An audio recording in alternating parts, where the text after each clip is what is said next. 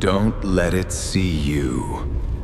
Okay, so about 8 months ago, I started working the overnight shift at IKEA. Now, before you say anything, yeah, I know. I know what you're thinking. IKEA.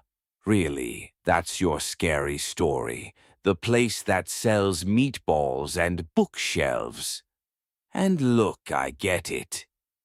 I thought the same thing when I first took the job. My buddy Carlos had been working there for 2 years, and he kept telling me the overnight pay was good. The managers mostly left you alone, and the worst thing you'd have to deal with was reassembling display furniture that customers had knocked apart during the day. Sounded perfect to me. I was between jobs, my car needed new brake pads, and I figured a few months of stacking Kallax shelves at 2 in the morning while listening to my podcasts was basically a paid vacation compared to my last job, which was working at a call center where I once had a man threaten to sue me personally because his promotional offer expired. So yeah, IKEA overnight. Sure, why not? My name's Marcus, by the way. I'm 29, I live alone. I have a cat named Brisket, who I'm pretty sure is plotting something, but I haven't figured out what yet. And up until 8 months ago, I was the kind of person who would have laughed in your face if you told me the things I'm about to tell you. I'm a practical guy. My dad was an electrician. My mom taught high school chemistry, and I grew up in a household where everything had a rational explanation and feelings were not considered data. So just know that when I tell you what I've seen in that building at 3 in the morning, I'm not the kind of guy who jumps at shadows or sees shapes in the dark. Or at least I wasn't. I really wasn't. Let me start from the beginning. The IKEA I work at is one of the big ones. If you've never been inside an IKEA, you need to understand that these buildings are genuinely enormous in a way that doesn't fully register until you're inside one. The footprint is massive. We're talking like 300,000 square feet of retail space, plus the warehouse floor downstairs, plus the loading docks, plus the staff areas in the back that most customers never see. The showroom on the upper floor is laid out as a one-way path through a series of room setups. Living rooms, bedrooms, kitchens, children's rooms, offices, all arranged to look like actual inhabited spaces. Rugs on the floor, fake plants on the shelves, books on the coffee tables, lamps switched on with fake warm bulbs to make you feel cozy and at home, and like you absolutely need to buy a soda ham sectional, even though you live in a studio apartment. During the day with 1,000 customers shuffling through, it just feels like a mall that took a wrong turn into a furniture catalog. At 3 in the morning, with the main lights off and only the emergency strips running, it feels like something else entirely. The showroom lights go off at 10 when the store closes. The overhead warehouse lights on the lower floor stay on all night because we need them to work. But up in the showroom, up in the maze of fake rooms and display furniture, and little staged kitchens with fake food on the counters, there's just the emergency lighting, which is these long, pale strips along the floor level, and whatever the display lamps give off. A lot of the display lamps are left on overnight. So you get these little pools of warm lamplight in the middle of these staged living rooms, surrounded by darkness, and in each little pool of light there's a couch and a coffee table and a bookshelf with carefully arranged decorative objects, and it looks for all the world like someone is actually living there. Like you've walked into someone's house in the middle of the night, which is already unsettling enough before anything weird starts happening. I'm not supposed to be up in the showroom much during my shift. Most of my work is on the lower floor, the market hall, the self-serve warehouse, the stockroom. But sometimes a task will take me upstairs, or I'll cut through the showroom to get from one part of the building to another, because it's faster than going around, and on those nights, I walk through those staged rooms with my phone light and my cart, and I try very hard not to think about how much the whole thing looks like a dollhouse that something very large has put together for reasons I don't want to understand. Okay, so the first weird thing, it happened about 3 weeks into the job. I was still in my honeymoon phase, thought the place was great, thought my co-workers were great, thought working nights was actually kind of liberating. My shift runs from 10 p.m. to 6:30 a.m. There are usually between 8 and 12 of us in the building overnight, depending on the day. My manager for the overnight is a woman named Patricia, who has worked at IKEA for 11 years and has the energy of someone who has seen everything and decided that the correct response to everything is a mildly tired shrug. She's not unfriendly. She's just very calm in a way that I've started to think might actually be a trauma response.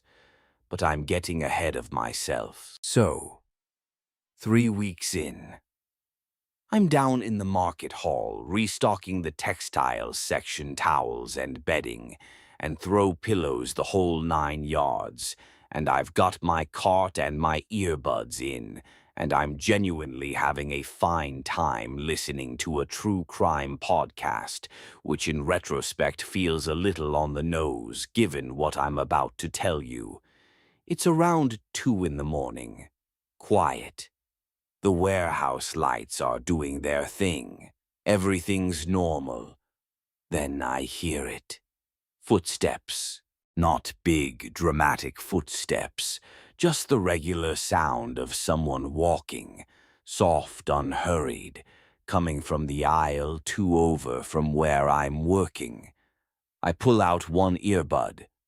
"Hello," I call. "Raj, is that you?" Raj was working textiles with me that night and had gone to get another pallet. Nothing. I go back to restocking. 30 seconds later, footsteps again. Same aisle, same unhurried pace. I go over to check. The aisle is completely empty. I walk the full length of it. Nobody there, nothing disturbed, no sign of anyone. I go back to my cart. Footsteps again. Okay. So at this point I did what any reasonable person does, which is decide that the sound was probably coming from the floor above me, someone moving furniture or something, and put my earbud back in and got on with my life. Because I was a reasonable person. I was practical. I had a rational explanation. It took me another 5 weeks to find out that nobody goes onto the upper showroom floor during our shift unless specifically tasked to. It's not a rule exactly, more of an unwritten understanding. And when I found out, I mentioned the footsteps to Raj, and Raj gave me this look. Not a frightened look, just this sort of tired, acknowledging look, and said, "Yeah, you get used to it." "Get used to what?" I said. "The walking," Raj said. And then he went back to what he was doing, and I stood there with a pallet jack and a growing feeling that I had not fully read the fine print on this job. The second thing was bigger. About 2 weeks after the footsteps, I got tasked with going up to the showroom to fix a display that a customer had apparently dismantled during the day, taken the cushions off a sectional sofa to test them, decided they didn't want them, and then just left the cushions in a pile on the floor instead of putting them back. Classic. One of the great enduring mysteries of IKEA shopping is what customers think is going to happen to the display items they leave in disarray. Do they think a little gnome comes in overnight to put everything back? Well, as it turns out, actually, let me not get ahead of myself. I went up to the showroom with my floor map and my flashlight. I always bring a separate flashlight up there because relying on my phone battery makes me nervous, and I found the sectional display somewhere in the middle of the living room's section. Put the cushions back, checked the display looked right, turned to leave. And that's when I saw the chair. The chair was not a chair that was supposed to be there. I know this because I had the floor map in my hand and I had looked at this particular display setup when I walked in. And there had been a 2-seat sofa and a coffee table and a bookshelf and a rug and a floor lamp. No armchair. But now, sitting between the sofa and the bookshelf, there was an armchair. Dark gray upholstery, wooden arms, just sitting there like it had always been there. And in the armchair, sitting with what I can only describe as a posture of profound patience, was a figure. I want to be really precise here because I know how this sounds. The figure was roughly person-shaped. It was about the size of a person. But in the dim mix of emergency lighting and lamplight, I couldn't make out any features. It was just a dark shape sitting in the chair facing in my general direction.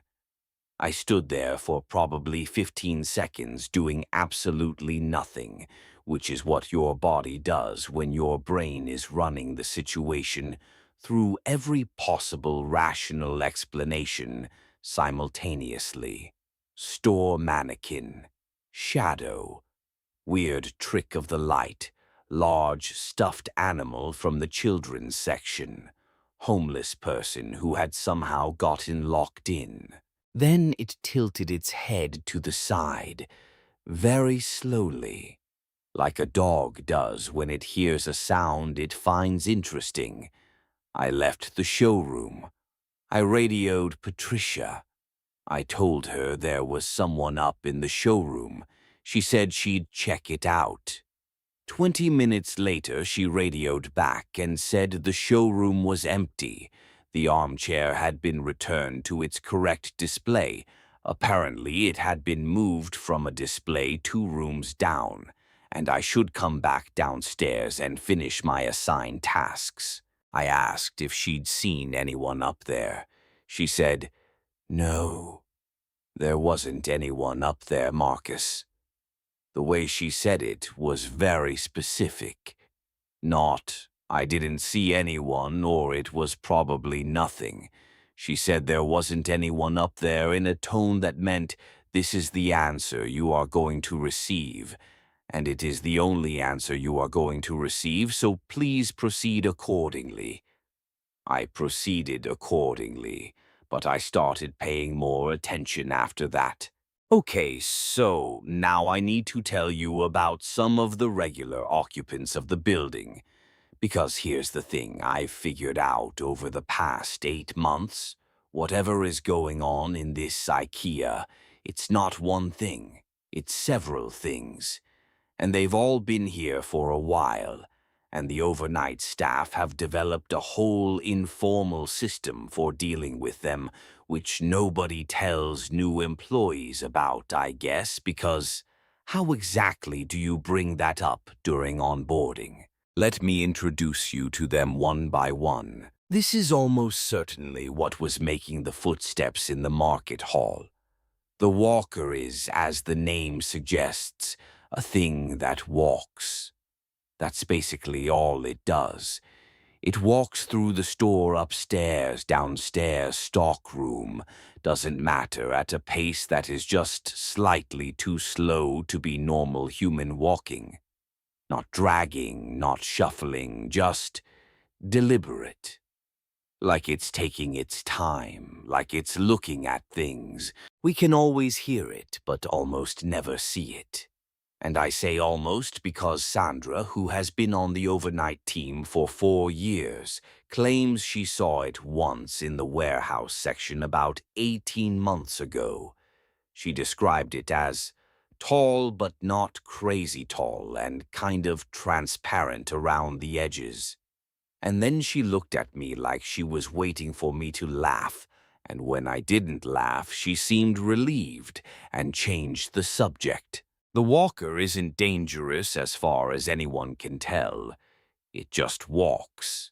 Every now and then you'll hear it stop walking and there'll be a pause. Sometimes 30 seconds, sometimes 3 or 4 minutes, and then it'll start again. During the pause, I've started to wonder whether it's looking at something, whether it's reading the display labels or examining the products or doing whatever the walker equivalent of browsing is. Patricia says the walker has been in the building since at least when she started 11 years ago. She does not know what it wants. She does not particularly seem to want to find out. It doesn't bother anyone, is her assessment, so we don't bother it. This is a woman who has truly achieved a form of radical acceptance that most people spend years of therapy trying to reach. God, okay. The kids. So IKEA has a children's section. It is called Småland, which yes means small land in Swedish, and I cannot decide whether that's charming or incredibly ominous in retrospect. During the day, it's a play area where parents drop their kids off while they shop. Colorful, lots of soft play equipment, bins of stuffed animals, little slides and climbing structures. At night, it is exactly as creepy as you are currently imagining. I avoid it when I can. Everyone does. Not because of any specific incident, just because the combination of child-sized furniture and ambient darkness and the occasional soft squeak of a stress-tested plush toy settling in its bin creates an atmosphere that my nervous system refuses to classify as acceptable. But here's the thing, sometimes we hear them. Children's voices. Plural. Usually laughing, sometimes talking. You can never quite make out the words. It's always just below the threshold where your brain could identify actual language. It happens maybe once or twice a week, usually between 2 and 4 in the morning, and it always comes from the direction of the Småland area. The first time it happened, I was alone in the textiles section, and I heard what sounded like a group of small children laughing, and I nearly had a spiritual crisis right there between the Nat Jasmine sheets. I radioed Patricia in a panic, and she said, "Oh, is it the kids again? Yeah, don't worry about it. They're fine. They're there. They're always fine." "What do you mean they're there?" I said. "I mean they're there," Patricia said. "Don't go looking for them. They don't like it when you go looking for them. Just let them do their thing and they'll stop in a bit." Raj later confirmed that if you go looking for the kids, the laughter stops immediately and completely, and you'll have that very specific awful feeling of walking through a space that is not empty, but where everything that was in it has gone perfectly still and is watching you leave. He said it happened to him once and he didn't go near Esmoreland for 2 months after. I believe him. I have also been very careful not to go looking for the kids. I'm sure they're fine, as Patricia says. I'm sure they're absolutely fine. This one is harder to explain. Bear with me. Billy is IKEA's most popular bookshelf. Has been for decades. There are probably more Billies in existence than there are copies of the Bible. In the self-serve warehouse downstairs, we keep stacks of flat-pack Billy boxes, maybe 300-400 at any given time, lined up on the shelves in their neat flat boxes waiting to be purchased and taken home and assembled by someone whose relationship will not survive the process. Every Tuesday morning, when the day shift manager does his opening inventory check, there is always one extra Billy box. Not a different box, not a box from a different product. A Billy box, same dimensions, same weight, same label. Just one more than was there when we closed up on Monday night. I'm only telling you this because when I asked Patricia about it, she sighed with such depth and personal weariness that I understood I had stumbled onto something that had been bothering her for a very long time. Where does it come from? I asked. We don't know, she said. Has anyone opened it? Yes, she said, and she looked at me. There's a bookshelf in it, Marcus. So it's just a normal Billy box. As far as anyone can tell, yes. Then what's the problem? The problem, Patricia said with the patience of a woman who has explained something deeply wrong to a new employee before, is that it's always one extra. We sell all the Billies, there's one left. We sell that one, there's another one there next Tuesday. We move the entire Billy stock to a different section for 6 weeks, just relocated it completely different part of the warehouse. The box still showed up, in the original spot, where there were no Billies anymore. I thought about this for a while. Has anyone tried not selling them? I asked. Like just leaving all the Billies in place and seeing if a second one still shows up. Patricia looked at me like I'd just suggested doing something genuinely dangerous. No, she said, we don't do that. Why not? She paused. Because we don't know what happens if they're allowed to accumulate. I did not ask any more questions about the Billy problem. Okay, so remember the figure in the armchair? I told you about that. It comes back. Not constantly, not on a schedule, but maybe once every 3 weeks or so. I'll be up in the showroom for some task, and I'll see it or something sitting in a display. Always a different display. It seems to have preferences. It tends toward the bedroom displays, which cool. Thanks, great, very comforting. It also seems to like the reading nook setups and the home office configurations. Make of that what you will. I've stopped radioing Patricia about it because she always gives me the same answer and sends me back to work. I've started just noting which display it's in and working around it. This feels, rationally speaking, like an insane adaptation to have made, and yet here we are. The one thing I figured out is that it doesn't like direct light. If I shine my flashlight directly at the display, it's in. It's not there. The second I move the light, it's back. I've tested this maybe 6 times now, and it's consistent. Sandra thinks this means it's some kind of light-sensitive phenomenon, and not actually a presence per se. Raj thinks Sandra is fooling herself.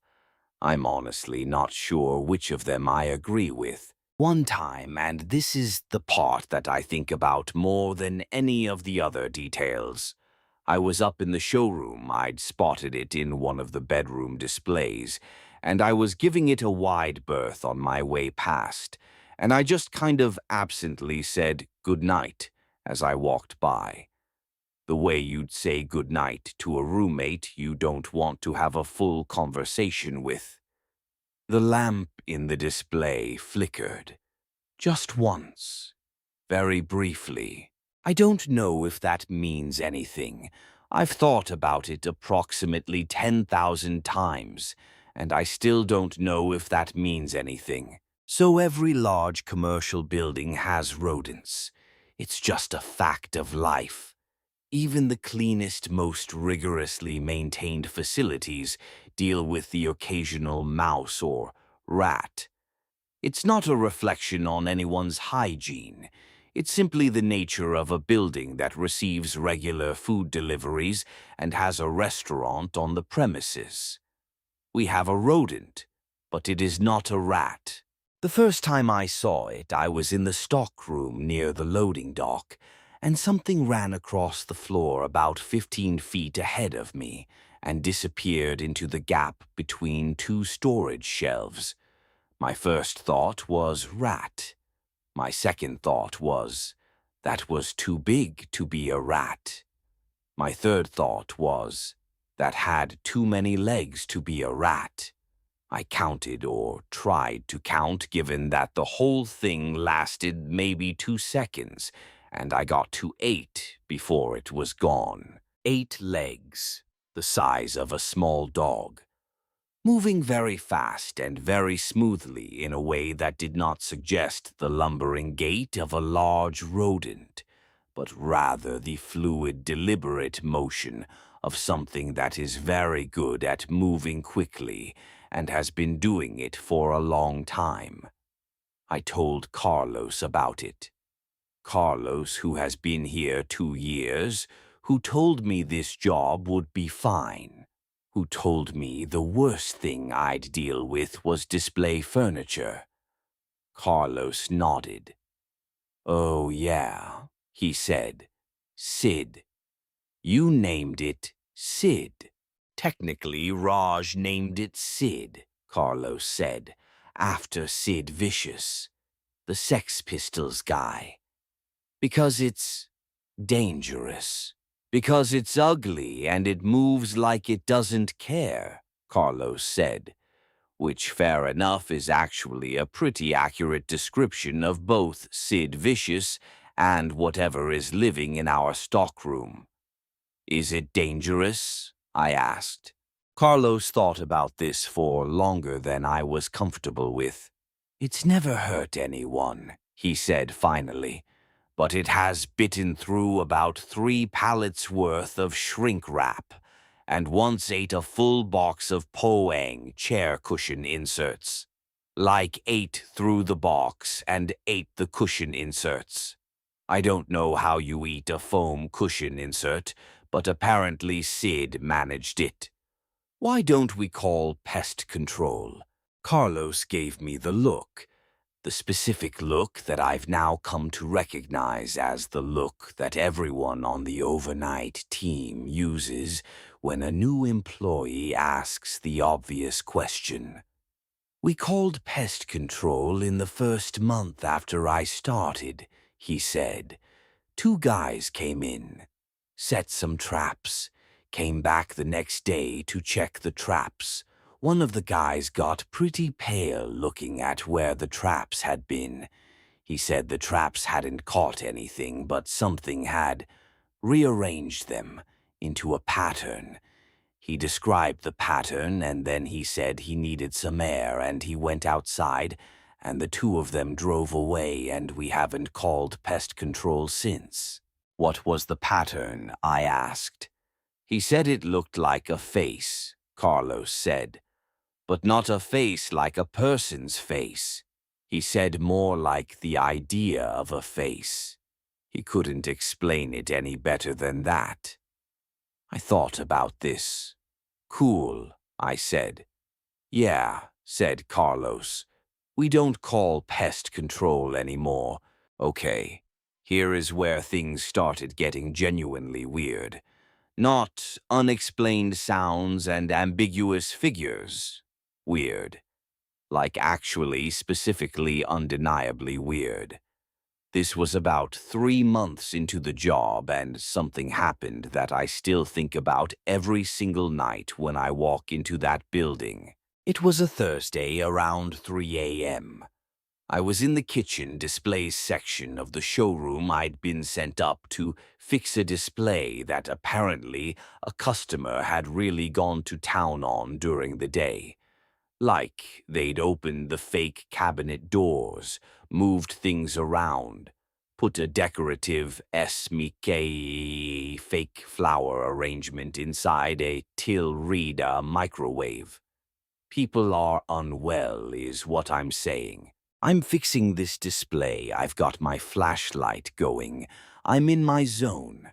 I'm listening to an interview podcast with a marine biologist talking about anglerfish and feeling very calm and normal. I open one of the kitchen display cabinet doors that I haven't gotten to yet.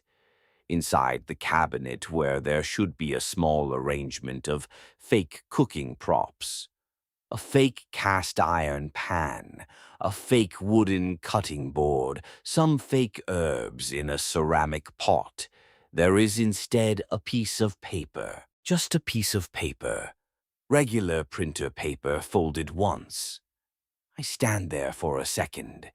I look at the paper. I look around the display area, which is empty except for me and my flashlight, and my slowly mounting sense that something is off. I pick up the paper. I unfold it. Written on the paper in very neat handwriting that is a little too uniform to be naturally human, like someone had put enormous effort into making their handwriting look normal and had slightly overshot, are the words, "Please stop moving the bedroom furniture. We have an arrangement." That's it. That's all it says. I stood in that fake kitchen with that piece of paper for probably 3 full minutes. Then I folded it back up, put it in my pocket, and called Patricia. Patricia came up to the showroom. She looked at the paper. She looked at me. She looked back at the paper. She let out the longest, most exhausted sigh I have ever heard from a living human being. "Okay," she said. "Okay," I said. "Patricia, someone wrote a note and put it in a display cabinet." "Yes," Patricia said, "and they're talking about an arrangement." "Yes. Who has an arrangement with who exactly?" Patricia rubbed her eyes. "I may have moved some things around in the bedroom section last week," she said. "I was rearranging the display layout, updating the seasonal setup." She paused. "I wasn't aware that anyone had strong feelings about that." "Patricia," I said, "who wrote this note?" She was quiet for a moment. "I'm going to go check the bedroom section," she said. "You should go back downstairs." "Patricia." "Marcus, go back downstairs." I went back downstairs. 40 minutes later, Patricia radioed to say everything was fine and I should continue my assigned tasks. When I asked her the next night what she had found up in the bedroom section, she said, "I made some adjustments and I think we've reached an understanding." I did not push it further, but I want you to know that the note is still in my jacket pocket. I've kept it. Because when things started getting really serious a few months later, that note turned out to be more important than I realized. Let me fast forward through some of the other highlights because I want to get to the important part, but I also don't want to skip over some of the stuff that I think is actually kind of crucial context. The mirrors. IKEA sells a lot of mirrors. There are mirrors throughout the showroom on walls, leaning against display shelves in bathroom setups. I'm sure you can already see where this is going. Yes, some of the mirrors show things that are not in the room with you. No, I'm not going to describe what I've seen in them in any detail, because I found that thinking about it too hard and then trying to put it into words makes me feel genuinely unwell in a way that takes a couple of days to shake off. I'll just say, don't spend too long looking into the Nis Essidal floor mirrors at 2 in the morning. Take my word for it. The plants. IKEA sells fake plants, but also some real ones. The real ones in the plant section do something that real plants are not supposed to do, which is occasionally make sounds. Not rustling, still air, there's no draft. More like the sounds of growth, if growth made a sound, a slow creak, a soft sound that is uncomfortably close to a sustained exhale. Carlos says he thinks they're listening. I told him that plants don't have ears. He said, "I know, man, I know." And he looked deeply tired when he said it. The restaurant. IKEA's restaurant is on the upper floor, and it closes when the store closes, obviously. But sometimes late at night we can smell food cooking. Not the lingering smell of the day's meatball service.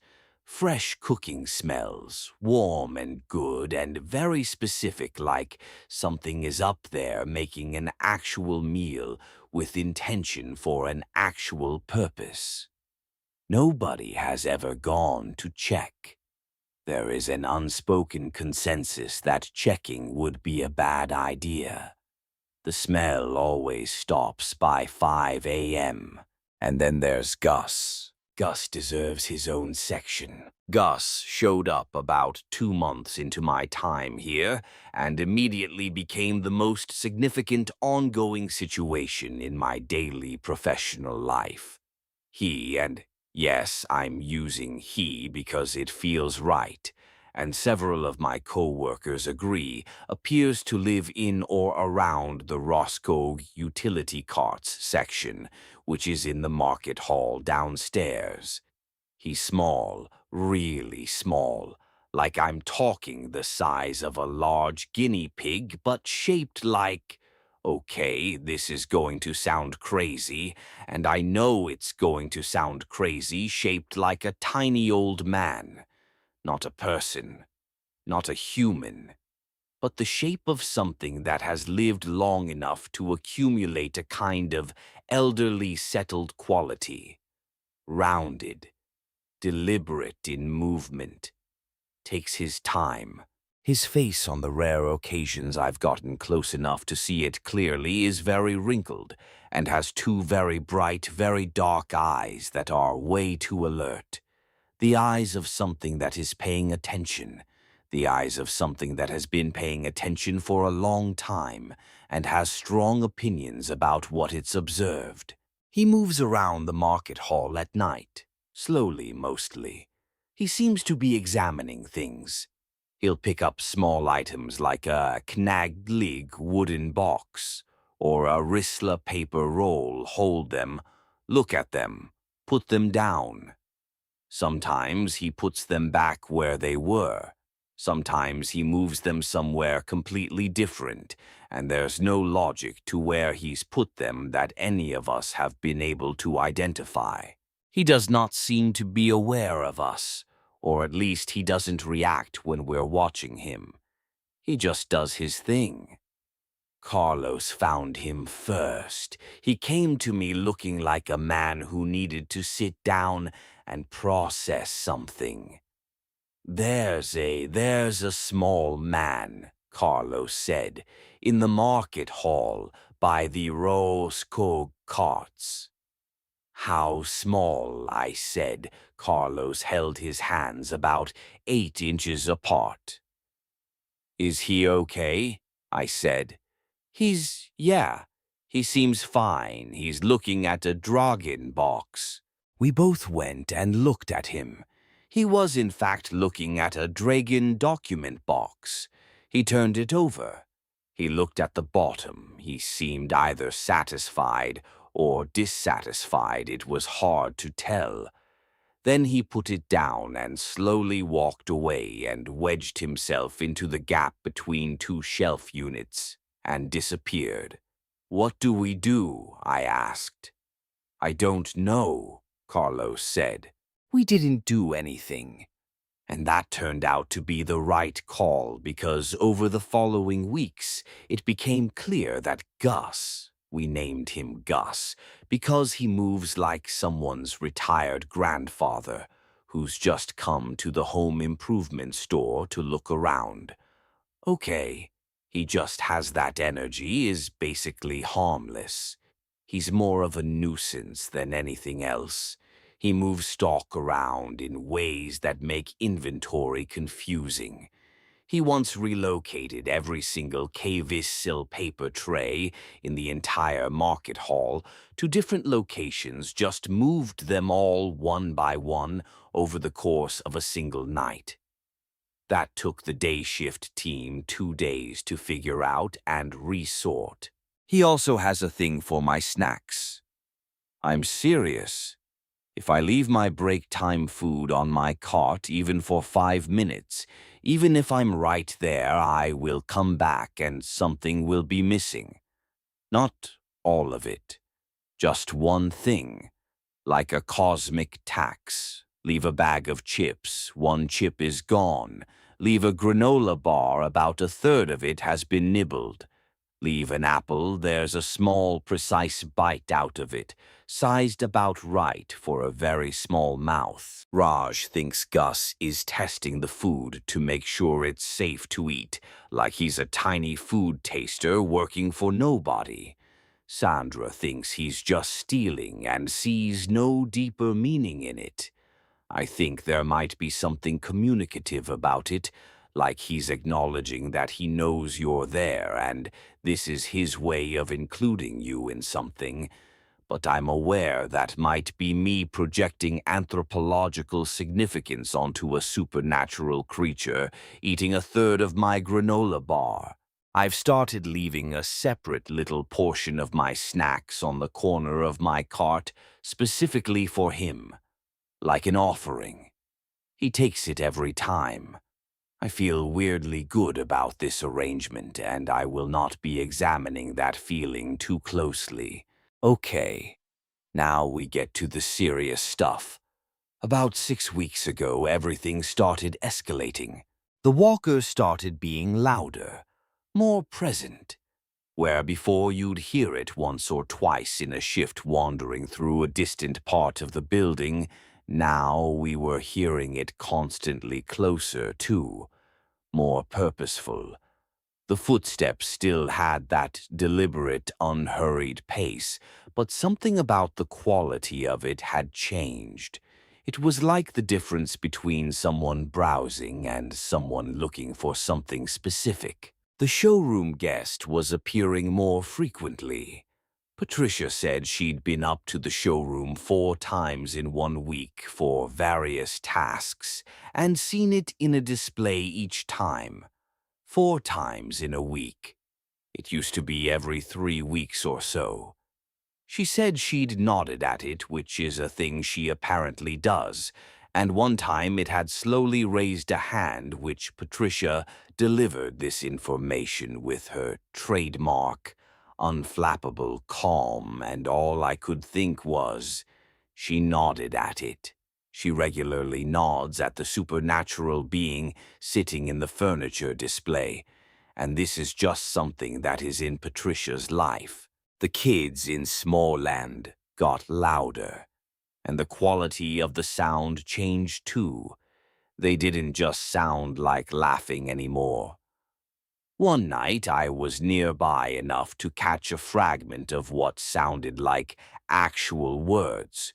2 voices, maybe 3, and I heard one of them say something that sounded very much like, "It's getting close." That sent me immediately back to the market hall. I am not ashamed of this. And then there was what happened to Carlos. Carlos went up to the showroom to fix a display. A bedroom setup that apparently needed the bed frame tightened a routine task. He was up there for maybe 20 minutes. When he came back down, he looked pale and he had that specific expression that I've started to recognize as the face of someone who has just been introduced to something they weren't ready for. "You okay?" I said. "Yeah," he said. "Yeah, I'm fine. The bed frame is fine." "What happened?" Carlos sat down on a nearby flatbed cart and stared at the middle distance for a moment. "You know the note," he said. "The one you found in the kitchen cabinet." "Yeah. The one about the arrangement, the bedroom furniture." "I remember, yes, Carlos." "There was another one," he said, "in the display I was fixing." He held out a piece of paper. I took it. It was folded the same way as the first one, and the handwriting had the same too careful quality, and it said, "Things are moving. The walker is searching. We would advise your people to remain in the lower sections after 3 a.m. until this is resolved." I read it twice. "Your people," I said. "Yeah," Carlos said. "So whatever is leaving these notes, it considers itself separate from us. But it's also looking out for us. Sort of." "That's my read, yeah. And the walker is searching for something. Apparently. And whatever it's searching for is something that—" I gestured vaguely at the ceiling at the showroom above us, at the note in my hand. "Yeah," Carlos said again. We sat with that for a bit. "I'm going to tell Patricia," I said. "She already knows," Carlos said. "She was up there when I found the note. She read it, and then she was quiet for a really long time, and then she said she needed to make some calls." "Calls to who?" I asked. "She said to some people who've dealt with this before." And then she walked away and got on her phone. That night, Patricia was on her phone for the better part of an hour in the loading dock, where she goes when she wants privacy. When she came back, she gathered the overnight team, all 9 of us who were on that shift, and she said, "Okay, here's what's happening." And Patricia explained everything. "Look, I'm going to tell you what Patricia told us, and I want you to know that I have had 6 weeks to sit with this information, and I still don't know how to feel about it.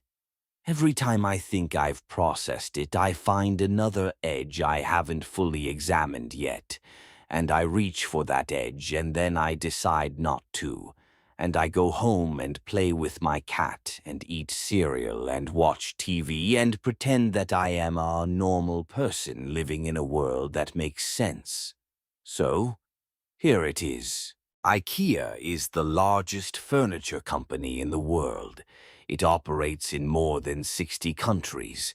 There are over 400 stores globally, and they are all, without exception, enormous. The store layouts are deliberately labyrinthine. You've probably noticed this, that once you enter an IKEA, it is genuinely difficult to leave, that the path curves and winds in ways that seem almost calculatedly disorienting. The official explanation is that the one-way path system maximizes customer exposure to product and increases purchase rates. That explanation is not wrong, it's just not complete. IKEA was founded in 1943 by a 17-year-old named Ingvar Kamprad. This is true and publicly available information. What is less publicly discussed is that Kamprad in the late 1940s, during the expansion of the company from a small mail-order catalog to an actual physical retail presence, came into contact with something in the Swedish countryside that he was not expecting.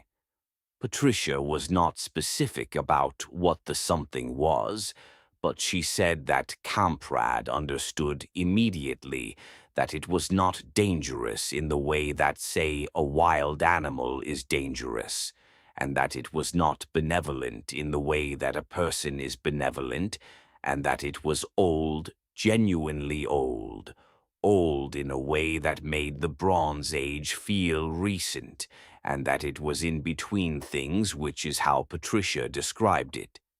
It exists in spaces that are in between other spaces, she said. Transitional spaces, thresholds, places that are neither one thing nor the other.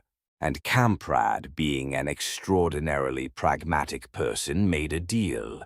The stores would provide the spaces, the in-between places, the vast maze-like showrooms that are neither house nor not house, neither public nor private, neither fully inside nor fully outside the normal experience of space, would be maintained and kept available. In return, the stores would be protected, stock would be undamaged, theft would be low. The inexplicable loyalty customers feel toward the brand, that slightly strange attachment that makes people travel 40 minutes to shop at a specific furniture store and feel a vague sourceless comfort when they're inside, it would be sustained. So the stores are hosts, I said. More like agreements, Patricia said. And what lives here is what exactly? Patricia shook her head. I don't think it has a name. I don't think names apply to it. What you're seeing, the walker, the showroom guest, the kids, those aren't separate things. They're more like aspects, different expressions of one thing that is very large and very old and that has found IKEA's floor plan genuinely useful for whatever it is it needs to do. What does it need to do? Asked Sandra. I don't know, Patricia said. I genuinely don't know. And from what I've been told, the people above me don't know either. The arrangement is just, we maintain the space, we don't interfere, and we're protected. Protected from what? I asked. Patricia looked at me. That's what I've been trying to find out for 11 years, she said.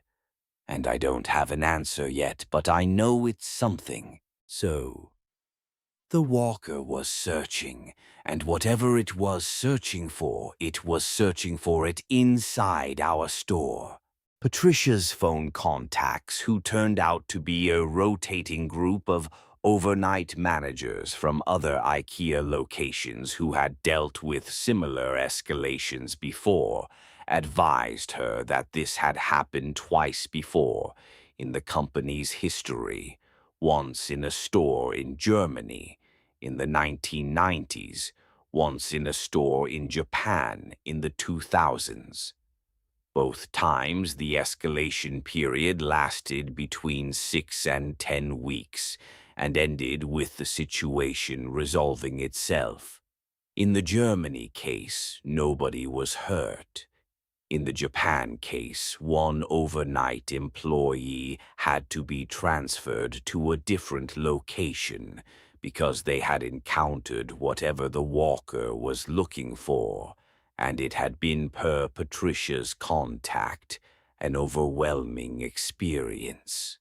The employee was fine, just needed distance from the building. In both cases, the resolution had involved the store's occupant, the in-between thing, the whatever it is finding what it was looking for. And what was it looking for? Raj asked. Something that had gotten in that wasn't supposed to be there, Patricia said. We all looked at each other. So there's something in our building, Carlos said, that the thing that lives here is trying to find. That's my current understanding, yes. What is it? I don't know, Patricia said for what I was now counting as the fourth time that conversation. But I'm going to find out. Until then, everyone stays in the lower sections after 3 a.m. You see anything unusual, more unusual than usual, you radio me immediately. And nobody goes near Small Land or the showroom bedroom section alone. Those are the areas with the most activity right now. We all agreed to this. We all went back to work. The walker walked overhead and we tried to pretend it was fine, which was getting harder to do. It was Gus who broke the case, if I can put it that way. About 2 weeks after Patricia's briefing, I was doing my late round through the market hall. It was around 4 a.m., quiet shift. Nothing remarkable happening, and I spotted Gus near the BROR shelving unit section. He was not doing his usual slow examination of small objects. He was moving quickly, which I'd never seen him do. Purposeful, agitated, covering ground fast. He had something in his hand, something small, I couldn't see what, and he was heading in a specific direction. I followed him. I don't know why exactly. Instinct, maybe. Or maybe I'd spent enough time watching Gus mosey around the market hall that something that agitated and directional felt significant. He led me to the Kallax shelving section, the large oak cube shelves. We have a big display of them set up near the back of the market hall.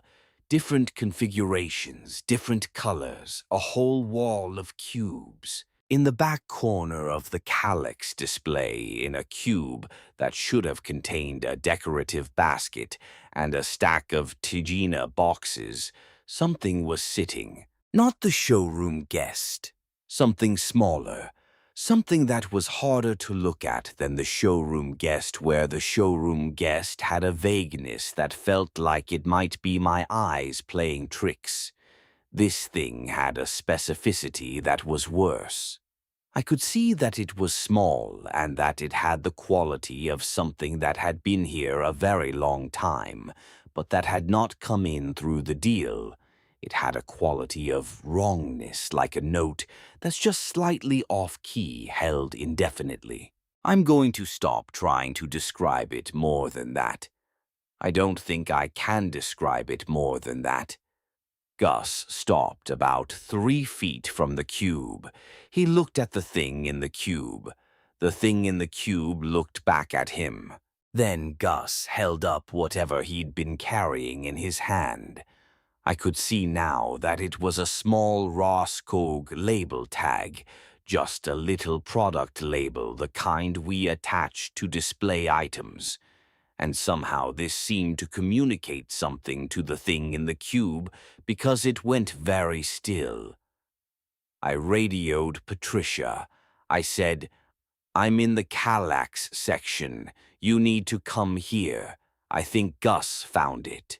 Patricia was there in 4 minutes. She took one look at the situation, Gus standing his ground label in hand, the thing in the cube going very still, and she reached into her uniform pocket and pulled out a plastic bag.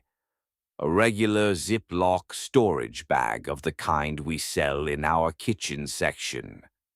She opened it. She held it next to the cube. She said something very quiet that I couldn't hear. The thing in the cube moved into the bag. I don't know how to explain this more specifically. It moved into the bag and Patricia zipped it shut and the quality of wrongness in the air disappeared like someone had turned off a sound. We stood there in the Kallax section. Gus looked at Patricia. Patricia looked at Gus. Gus turned around and slowly, at his normal, unhurried pace, walked back toward the Roscoe cart area. "What just happened?" I said. "We found it," Patricia said. "What was it?" "I don't know exactly," she said, "but it shouldn't have been in here, and now it's not."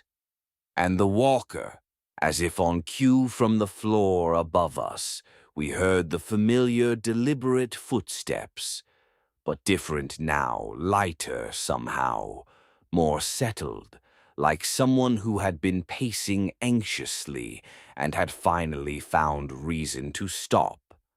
The footsteps slowed, and then they stopped, and the building was quiet in a way it hadn't been in weeks. Things have been mostly normal since then, if your definition of normal includes a small supernatural entity who eats portions of your granola bar and an enormous in-between presence that occupies a maze-like furniture showroom and communicates through handwritten notes. The walker is still there, still walking, but it's back to its old routine, occasional, unhurried, unbothered. I've started to feel something like fond about it, which is either personal growth or a worrying sign that I've acclimated too thoroughly to an objectively bizarre situation. The showroom guest is still up in the showroom. I said goodnight to it again last week, just casually as I walked past the bedroom display it was sitting in. The lamp flickered again. I'm choosing to interpret this as friendly. I'm aware I might be wrong. Gus still takes exactly his fair share of my snacks. Last week he took precisely 1 Oreo from a sleeve of 6 and then appeared to study it at length before eating it. I find this charming. I will not be examined. The kids in Smallland are back to their normal volume, laughing, murmuring just there. I still don't go looking for them. I said night, guys, toward the Smallland area last Tuesday at around 3 a.m. because I was in a good mood and the laughter paused for a moment and then resumed, and I don't know what that means either, but it didn't feel bad. And Patricia. Patricia is the same as she's always been, calm, present, a little tired, the most quietly competent person I've ever worked with. I asked her recently whether she ever thought about telling someone, the press or the government or like a research institution. She looked at me with the patient expression of someone who has had this thought before. "Tell them what exactly?" she said. "That there's an ancient in-between entity occupying our showroom, that we have a creature in the stockroom that eats foam, cushion inserts, and arranges pest traps into symbolic patterns, that a small something does inventory analysis in the market hall and takes partial payment in granola bars." "When you say it like that," I said. "I've thought about it," she said. "But the arrangement works. People are safe. Nothing is harmed. And whatever is living here has been living here longer than IKEA, has longer probably than the building itself. Who are we to decide that needs to stop?" I thought about that. "Besides," she said, and for the first time I saw something like a smile, "who would believe us?" I thought about that too. Anyway, I'm heading into work in about 3 hours. Brisket is sitting on my keyboard trying to prevent me from finishing this, which is honestly very on brand for him. I've got new earbuds and a full charge on my phone, and a bag with some extra snacks in it. 1 portion for me, 1 small portion portioned out in a corner of a Kno bowl that I've left on my cart. Because some things you just do now, some things become part of the routine, and the routine keeps everyone okay. I might write more if things get interesting again. They tend to in that building. Things tend to get interesting and then settle down and then get interesting again. And I'm starting to think that this is just the nature of working in a space that is also simultaneously home to something much older and much larger than the concept of retail furniture. If you're ever in an IKEA late enough to be the last person in the store before closing, just take one more look at the showroom displays on your way out, at the little pools of lamplight in the staged rooms, at the couch and the bookshelf and the carefully arranged coffee table. Just take a look. And if something in one of those displays seems for just a second to be sitting there a little too still, don't stare. Just nod and keep walking. Have an IKEA safe day.